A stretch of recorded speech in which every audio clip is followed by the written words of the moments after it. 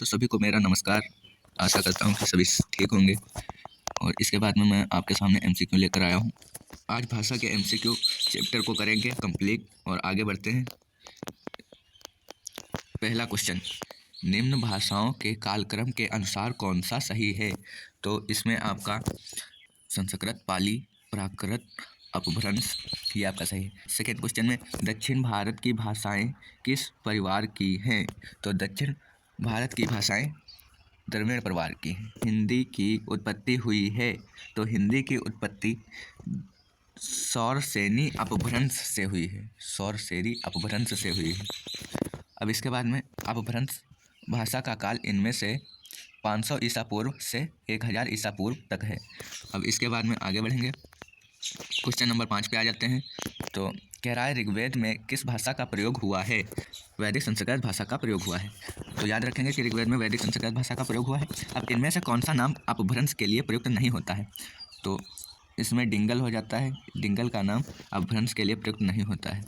अब उसके बाद में आगे बढ़ेंगे। 7वां क्वेश्चन, इनमें से कौन सी भाषा वियोगात्मक भाषा है? तो इसमें से अपभ्रंश भाषा जो है वो वियोगात्मक भाषा है। अब इसके बाद में क्वेश्चन नंबर 8, हिंदी भाषा का प्रारंभ कब से माना जाता है? तो हिंदी भाषा का प्रारंभ आपका 1000 ईस्वी से माना जाता है।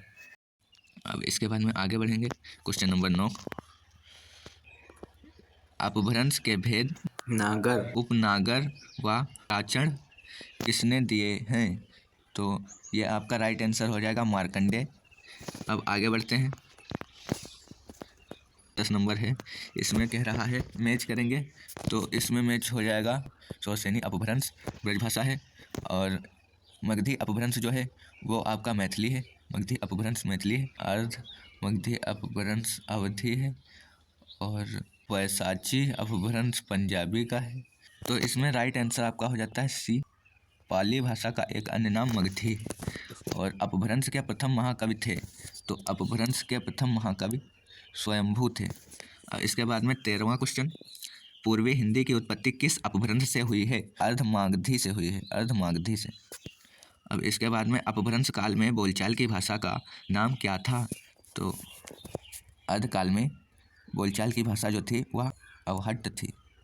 ऑप्शन नंबर सी इसका राइट आंसर हो जाएगा। अब आगे बढ़ते हैं 15वें क्वेश्चन पर, पाली किस धर्म की भाषा है? तो पाली आपकी बौद्ध धर्म की भाषा है, बौद्ध धर्म। और इसके बाद में 16वां क्वेश्चन है, रामचरितमानस किस भाषा में लिखी गई है? तो यह तो सभी को पता होगा कि रामचरितमानस अवधी भाषा में लिखी गई है। इसके बाद में अपभ्रंश के उत्तरकालीन अवस्था का नाम है अवहट्ट है, अवहट्ट। डी ऑप्शन सही हो जाएगा। आगे बढ़ते हैं 18 का, अपभ्रंश और पुरानी हिंदी के मध्य का समय कहा जाता है? तो ये आपका संक्रांति काल कहा जाता है, संक्रांति काल। अब इसके बाद में 19 क्वेश्चन पे आएंगे। सौरसेनी अपभ्रंश से उत्पन्न भाषाएं हैं, तो आपकी सौरसेनी से उत्पन्न भाषाएं पश्चिमी हिंदी, राजस्थानी और गुजराती हैं। बी ऑप्शन सही हो जाएगा। और इसके बाद में बिहारी, बंगला, उड़िया और असमिया भाषाओं का उद्भव किस अपभ्रंश से हुआ है? तो ये आपका मागधी से हुआ है। ये ऑप्शन सही हो जाएगा। और इसके बाद में आगे बढ़ते हैं, अर्धमागधी अपभ्रंश से किसका विकास हुआ है? तो अर्धमागधी अपभ्रंश से पूर्वी हिंदी का विकास हुआ है। ऑप्शन बी हो जाएगा। अब आगे बढ़ते हैं 21 के बाद में 22 पर आते हैं। 22 में मैचिंग है, 22 में मैचिंग है। सुमेल कीजिए। तो सूची नंबर 1 और सूची नंबर 2 है। तो सौरसेनी, तो सौरसेनी आपकी हो जाएगी, सौरसेनी राजस्थानी की है। और इसके बाद में वैशाची, वैशाची आपकी लहेदा, वैशाची लहेदा की है। और मागधी जो है वो असमिया है। अर्धमागधी जो है वो पूर्वी हिंदी है। तो ऑप्शन नंबर आपका बी सही हो जाता है। आगे बढ़ेंगे। हिंदी के अंतर्गत कुल कितनी बोलियां हैं? हिंदी के अंतर्गत कुल 17 बोलियां हैं। इनमें से कौन पश्चिमी हिंदी की बोली नहीं है? तो मगही जो है वो पश्चिमी हिंदी की बोली नहीं है। इनमें से कौन सी बोली बिहारी हिंदी की नहीं है? तो इसमें मारवाड़ी जो है वो राजस्थानी की है, तो बिहारी हिंदी नहीं है। अब इसके बाद में लखनऊ, बाराबंकी किस बोली के क्षेत्र में आते हैं? तो लखनऊ और बाराबंकी अवधी क्षेत्र में आते हैं। मेरठ, सहारनपुर, बिजनौर किस बोली के क्षेत्र में आते हैं? तो आपका मेरठ और सहारनपुर और बिजनौर ये सब खड़ी बोली में आते हैं, खड़ी बोली में आते हैं। अब इसके बाद में 28 क्वेश्चन पर चलेंगे। क्या कह रहा है, बघेली बोली का केंद्र कहाँ माना जाता है? तो ये रीवा में माना जाता है। अब इसके बाद में 29 पे चलेंगे। इनमें से ब्रजभाषा किस नगर की बोली नहीं है? तो ब्रजभाषा जो है इटावा की नहीं है, तो इटावा इसका आंसर सही हो जाएगा। अब आगे बढ़ते हैं। 30वां क्वेश्चन, नैनीताल के आसपास बोली जाने वाली बोली का क्या नाम है? तो नैनीताल के पास आपकी कुमाऊनी पहाड़ी इलाका है, तो यहाँ कुमाऊनी हो जाएगा। पहाड़ी इलाकों में कुमाऊनी और गढ़वाली बोली जाती है। अब इसके बाद में 31 क्वेश्चन देख लेते हैं। कह रहा है भाषा वैज्ञानिक दृष्टि से हिंदी के अंतर्गत कितनी भाषाएं एवं बोलियां मानी गई हैं? तो हिंदी के अंतर्गत 5 उपभाषाएं 17 बोलियां मानी गई हैं। 5 उपभाषा हैं और 17 बोलियां। 5 उपभाषा हैं और 17 बोलियां हैं, इतना याद रखिएगा क्योंकि ये पेपर में पूछ सकता है। 32 क्वेश्चन पे आ जाते हैं। सिंधी भाषा का विकास किस अपभ्रंश से हुआ? तो सिंधी भाषा का विकास आपका ब्राचंड से हुआ, ब्राचंड से हुआ। अब इसके बाद में 33 है, इनमें से असत्य कथन छांटिए। तो इसमें से असत्य कथन जो है, पहले इसको ऊपर कर लेते हैं आप, ठीक है। इनमें से असत्य कथन छांटिए, तो 6 नंबर आपका बी राइट आंसर हो जाता है। इनमें से कौन सा जिला ब्रजभाषा क्षेत्र से नहीं आता? तो ब्रजभाषा क्षेत्र से आपका गाजियाबाद नहीं आता है, गाजियाबाद नहीं आता है, तो राइट आंसर आपका बी हो जाता है। अब आगे बढ़ेंगे। क्वेश्चन नंबर 35, कौरवी का अन्य नाम है? तो कौरवी का अन्य नाम खड़ी बोली है। ढूंढाड़ी बोली का दूसरा नाम जो अधिक प्रचलित है क्या है? तो ढूंढाड़ी बोली जो है उसका दूसरा नाम जयपुरी है।